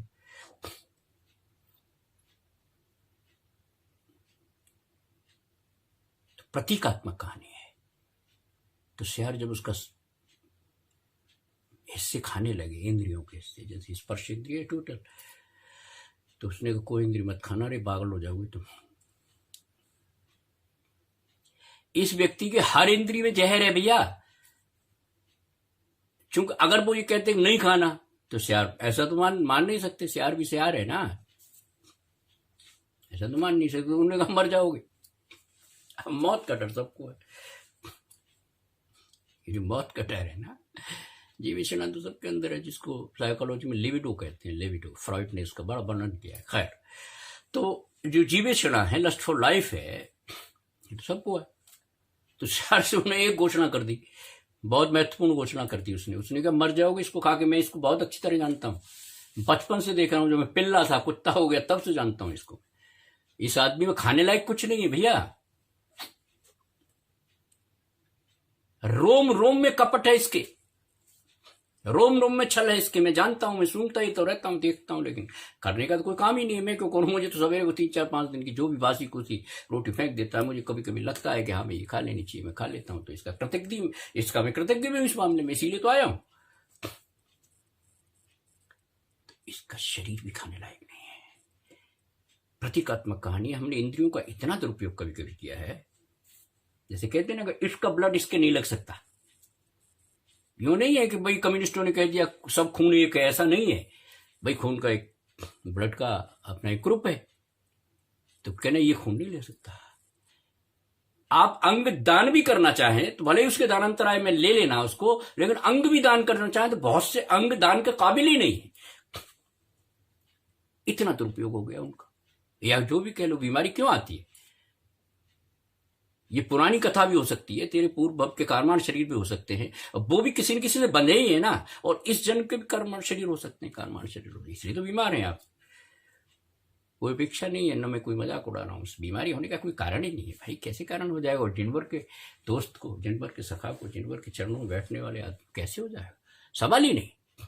और हो जाए तो फिर होगा ही। फिर तो ये मानना पड़ेगा ना कि भाई आपके कहीं न कहीं कर्माण शरीर में विकृति थी। आपने मन वचन काया का अगर इस्तेमाल किया था, आपने तमाम अपनी समस्त इंद्रियों को प्रदत्त की थी, जो प्रदत्त मिली थी, आपको मिली थी, आपके पुण्य से मिली थी, उनका दुरुपयोग किया था, तो आप बीमार है। गला खराब है, क्यों खराब है भाई? कोई इनको तो रीजन है। और मैं नहीं मानता, क्योंकि मैं ही मानता हूं कि सबसे बड़ा दोष जो होता है वो केमिकल का होता है। और जब भावों में आपके विकार रहता है तो आप ये मान लेना कि आप बीमार होंगे। अब वो क्या बीमारी होगी, किस तरह के भाव थे और किस तरह का उनका कन्वर्जन हुआ, किस तरह परिणमन हुआ, वो अलग कहानी। वो भी शास्त्र है, जैन शास्त्रों में समझ लेना, नाम कर्म में पढ़ लेना कभी। मैं काला हूं, तू गोरा है, मेरा गला खराब है, तेरा गला अच्छा है, मेरी नाक मोटी है, तेरी नाक पतली है। कारण क्या है? नाम कर्म में पढ़ लेना। जिनवर ने सब बता दिया कि क्यों होता है, कैसे होता है। और जब कभी षटखंडांग में जाना तो बता देंगे किस प्रकृति का जीव का क्या अंग होगा, कैसा अंग होगा। है ना, नाम कर्म में सबसे ज्यादा प्रकृतियां नाम कर्म की। तो जो दुरुपयोग करेगा अपनी इंद्रियों का, तो कुत्ते तक ने घोषणा कर दी, जिसका काम ही कुछ नहीं है, सूंघना और भौंकना, तो ही तो काम है उसके। उसने भी घोषणा कर दी कि मत खा लेना इसको यार, मेरी राय, मेरा मशवरा है। और उस मशवरे को मजबूत अभिव्यक्ति देने के लिए उसने कहा तुम मर जाओगे, उनकी जान को खतरा होगा, ऐसे आठ बात है। तो भैया आपका खून भी नहीं दिया जा सकता, आपकी किडनी भी नहीं दी जा सकती, कोई भी अंग दिया नहीं जा सकता है।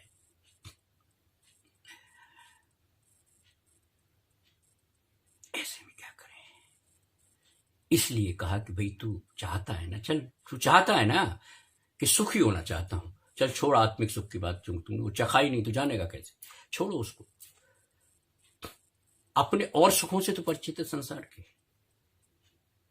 तो मैं बहुत चिन्वर को साक्षी रख के कहता हूं कि वो सुख भी तुझे आत्मा के आश्रय से मिलेंगे। भावों में कहीं संपूर्णता नहीं है, कुछ कमी रह गई है तो ठीक है, तुझे सुख मिल जाएगा, शरीर सुख मिल जाएगा। ये जो तमाम गतियां हैं, मार्गणाएं हैं, ये क्यों हैं? इंद्रिय मार्गणा है ना, गति मार्गणा है ना, वो इसलिए वो तेरे सब भावों का ही परिणाम है। अगर सविकल्पक है लेकिन शुभ भाव है तो शुभ गति मिल जाएगी तुझे, जिसको तू शुभ कहता है। गति तो पंचम गति है, जिसको कहते हैं कि मुझे नहीं चाहिए चार गति, मुझे पंचम गति चाहिए। लेकिन चलिए, संसार के लिए तो तुझे अच्छी गति मिल जाएगी, अच्छी इंद्रियां मिल जाएंगी, सुसंपन्न हो जाएगा, और भी जो अनुकूल साधन जिसको मानता है वो मान जाएगा। और संपूर्ण अगर क्या एक स्वभाव में ठहर गया तो फिर बात ही क्या है? फिर तो उसी लक्ष्मी को प्राप्त करेगा जिसको मुक्ति लक्ष्मी कहते हैं। समुपयुक्त लक्ष्मी वक्तांबर में लास्ट में कहा। तो प्राणी संयम में भी सावधानी की सब जगह जरूरत है। प्राणी संयम में भी इसलिए मस्तिष्क दिया है ना, तो प्राणी संयम में भी सावधानी की जरूरत है, इंद्रिय संयम में भी सावधानी की जरूरत है। और सावधानी युक्त अगर ये बात करेगा और तब तू आत्मा में निरत रह पाएगा, जिसको संयम की परिभाषा का, तब तू संयत रह पाएगा, संयत रह पाएगा। अब इसके संयम बहुत सी परिभाषा संयत की, बैलेंस्ड रह पाएगा। और बैलेंस्ड का मतलब ये नहीं है कि पुण्य पाप दोनों बराबर या भाव ना, बैलेंस्ड का मतलब है ज्ञायक स्वभाव को। चूंकि ज्ञायक स्वभाव में क्यों कह रहा हूं मैं, इसलिए कह रहा हूं कि ये जो ज्ञान है ना, इसका कोई हेतु नहीं है, ये स्वसंवेदित है। ऐसा ज्ञान है जिसमें कोई मिलावट ही नहीं है, शुद्ध ज्ञान स्वभाव, ज्ञायक स्वभाव, उसका आश्रय लेगा। और नाम स्थापना द्रव्य भावत संन्यास से कहा ना, तो उसमें नाम को तू नाम भी लेगा, थोड़ा बहुत स्थापित करेगा, तो उसी के आश्रय से कुछ होना है। और इसके अलावा कुछ तेरे पास चारा नहीं है, तो कितने भी बात कर ले, कोई फर्क नहीं पड़ता।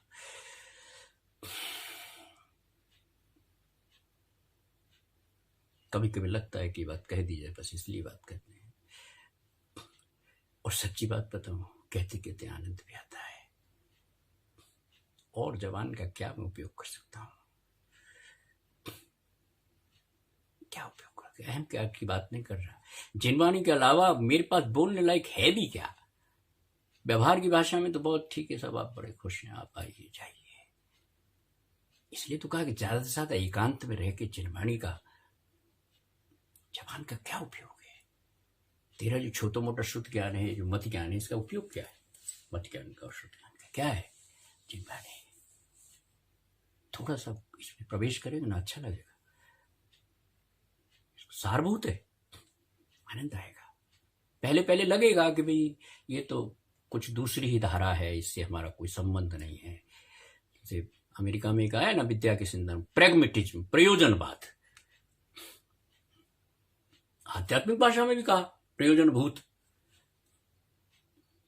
तो हो सकता है संसार तेरा प्रयोजन हो तो ठीक है, प्रैग्मेटिज्म उन्होंने बता दिया कि काम की बात। पर उन्होंने अंग्रेजी भाषा में भी, अब लैटिन की बात नहीं रही, अब क्योंकि अंग्रेजी में ग्रामर की जरूरत नहीं है, पहले हम लोग ग्रामर पढ़ा करते थे। तो उन्होंने कहा प्रैग्मेटिज्म, जो काम की चीज है वो देखना, फालतू क्यों ये ग्रंथ चाटता है।